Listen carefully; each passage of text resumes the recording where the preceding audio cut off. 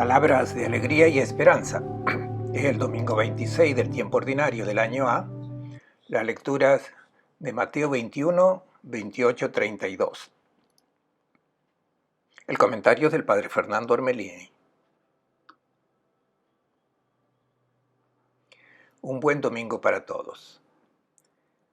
La parábola que escucharemos dentro de poco fue narrada por Jesús después de una controversia con los sumos sacerdotes y los ancianos.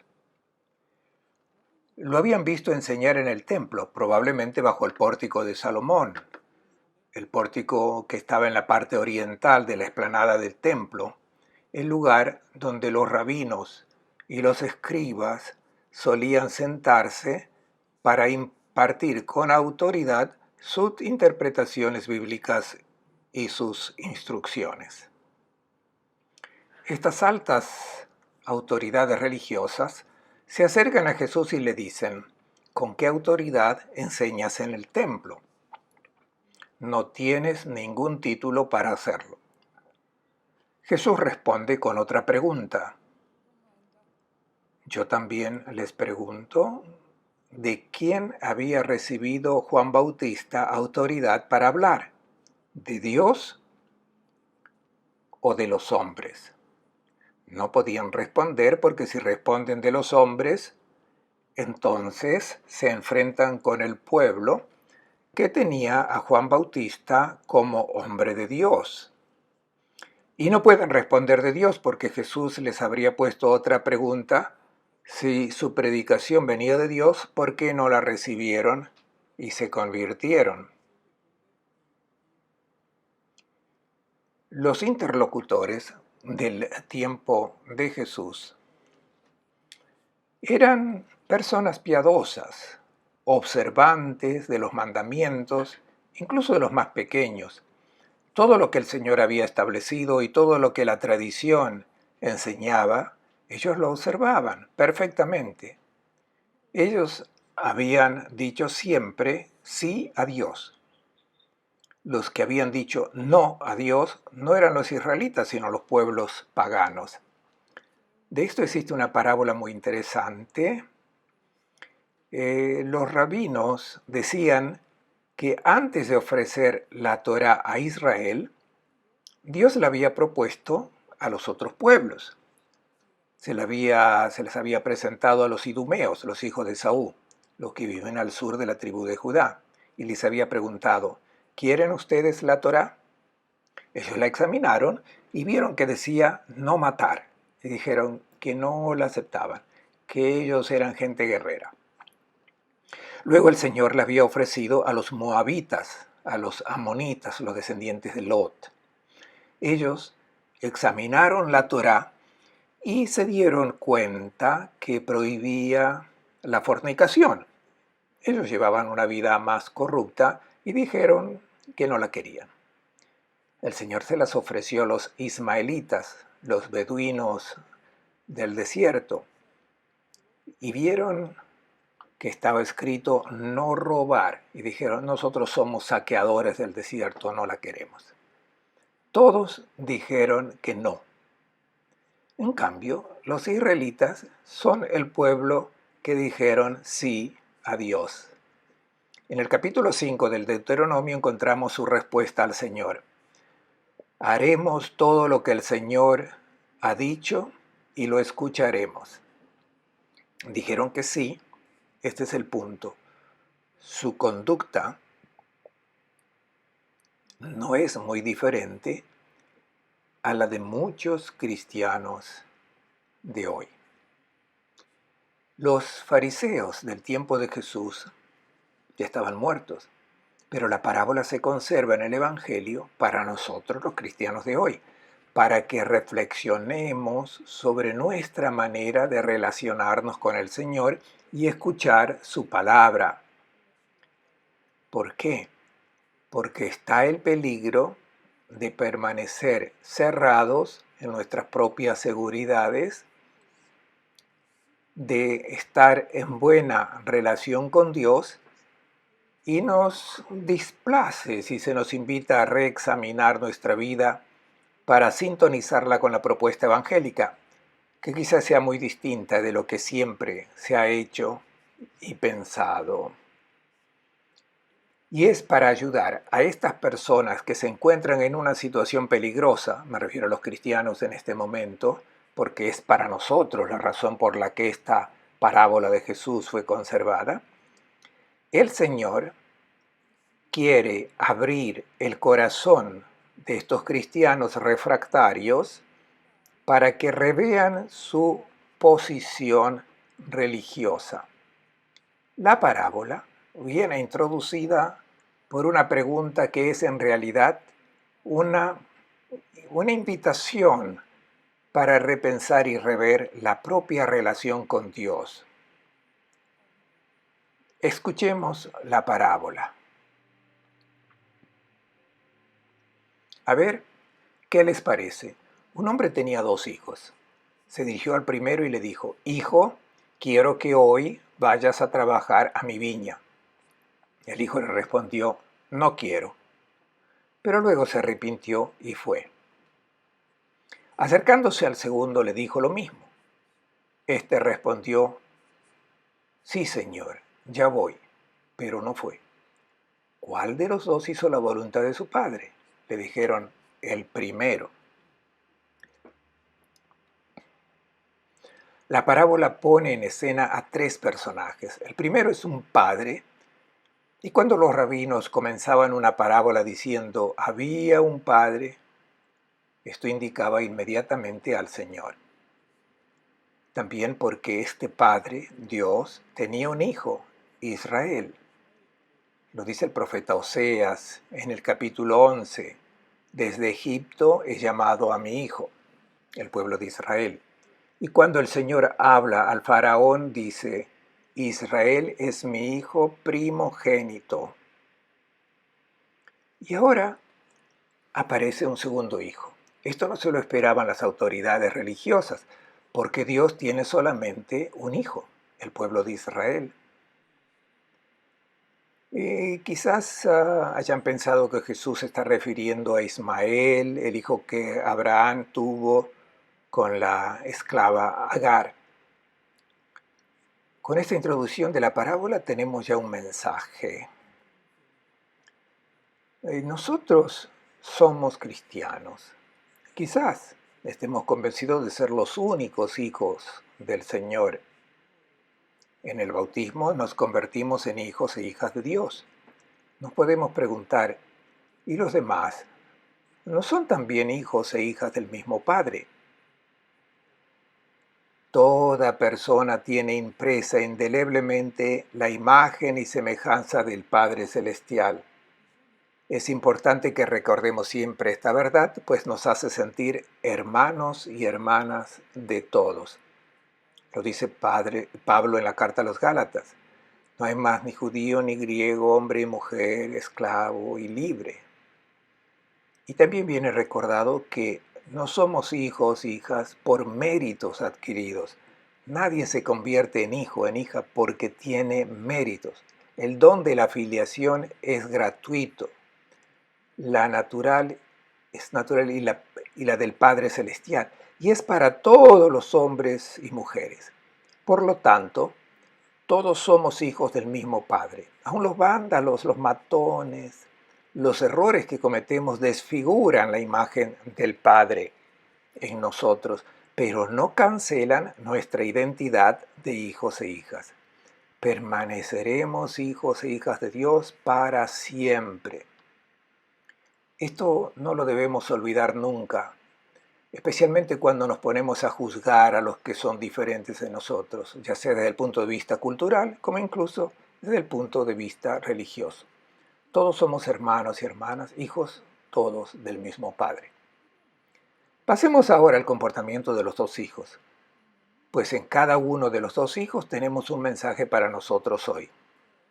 Todos nosotros nos asemejamos a estos 2 hijos. A veces nos comportamos como el primer hijo y a veces como el segundo hijo.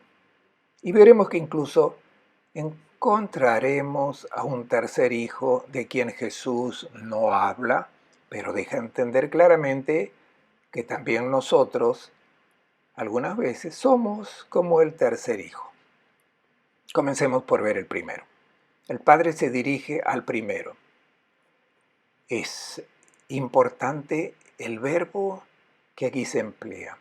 No es que se dirige al primero, sino que avecinándose al primero. Proselzón, aproximándose.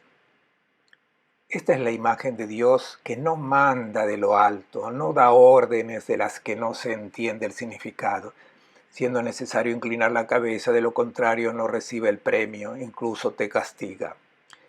Acabemos con esta imagen de Dios. La imagen de Dios que se trasluce en esta parábola es la del Padre que se te acerca, que te toma del brazo, pues quiere mostrarte que lo que te está sugiriendo que hagas proviene de su amor. Y de hecho, lo llama hijo, pero no lo llama en griego pais o huios, lo llama teknon. Teknon, esta palabra proviene del verbo tikto, que significa dar a luz.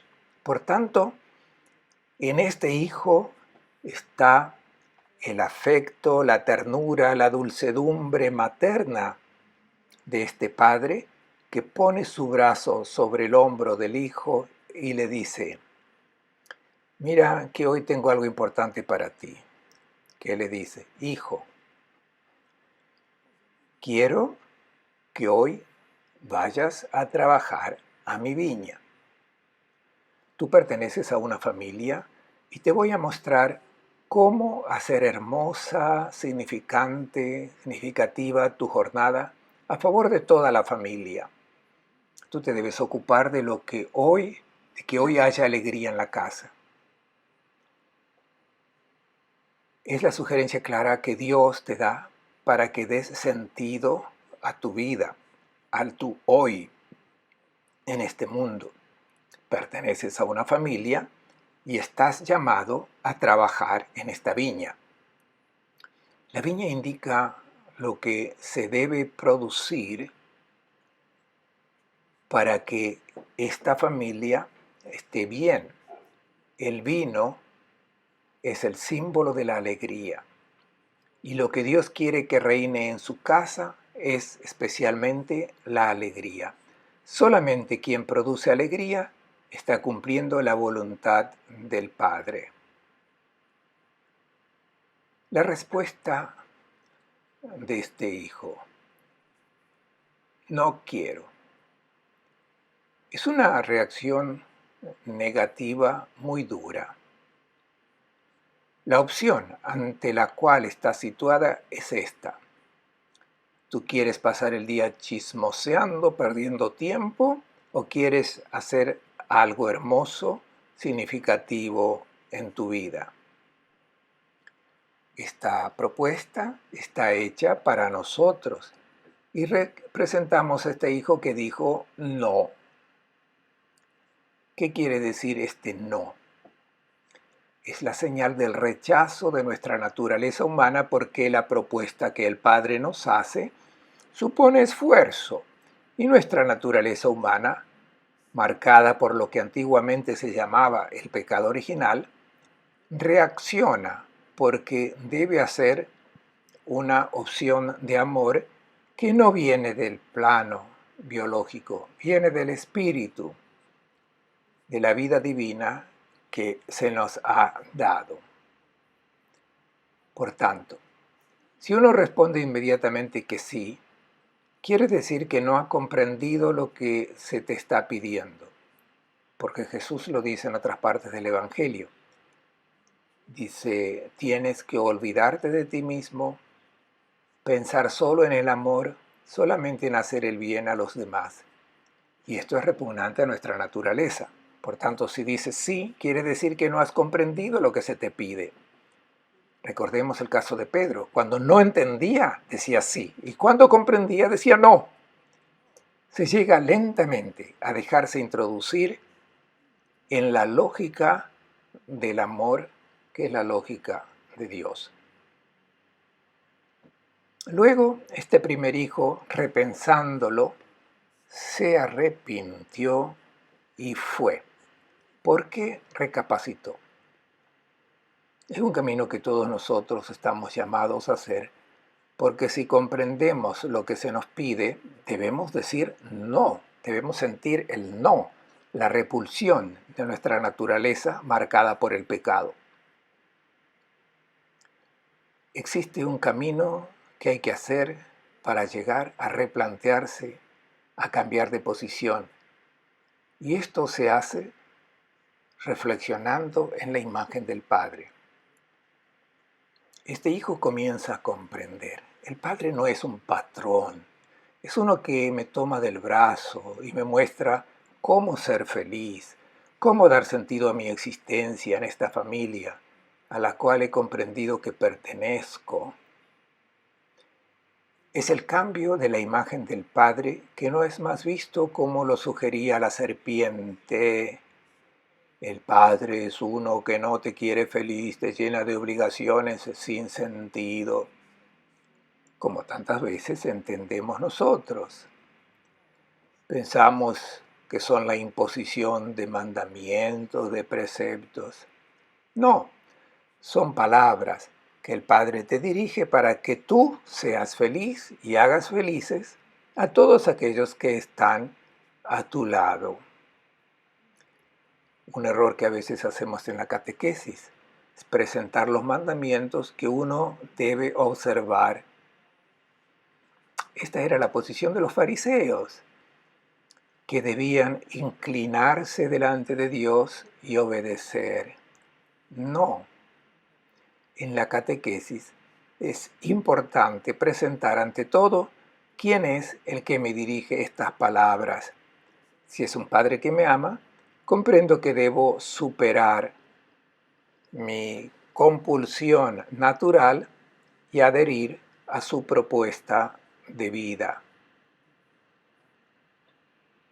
Este es el primer hijo con su mensaje para nosotros hoy, pues a veces somos como el primer hijo y a veces como el segundo hijo. El padre se avecina al segundo hijo y le dice lo mismo. Y este hijo responde, sí, Señor, en griego. Ego Kyrie, yo, Señor. Pero después no fue. Esta reacción exageradamente positiva, ¿qué significa? Significa que no ha entendido. No ha comprendido que el Padre, lo que el Padre le está pidiendo. Le responde que sí, para aquello que él tiene en mente, lo que piensa que el Padre quiere, pero comprendió dónde lo quiere enviar el Padre para que pueda ser feliz. La manera como responde no dice sí, Padre, no, dice yo, Señor. Para él Dios no es Padre, es un patrón que da órdenes y luego te paga al final del día. Eres un asalariado que no te sientes que perteneces a una familia de hermanos y hermanas y no sientes a Dios como un Padre que te ama. ¿A quién representa? Los que se encontraban junto a Jesús en la explanada del templo han comprendido muy bien. Los fariseos representaban a este grupo, a esta secta que habían educado espiritualmente a todo el pueblo y a que obedecieran las tradiciones. Y dijeron sí, pero no habiendo comprendido lo que el Señor quería, sino lo que tenían en mente ellos. Sabemos muy bien que la institución farisaica había inventado muchos ritos, prácticas religiosas, con cumplimiento impecable de purificaciones. Esto es lo que pensaban ellos. No se habían preguntado, ¿es esto lo que quiere el Señor? Dios ha pedido amor y justicia.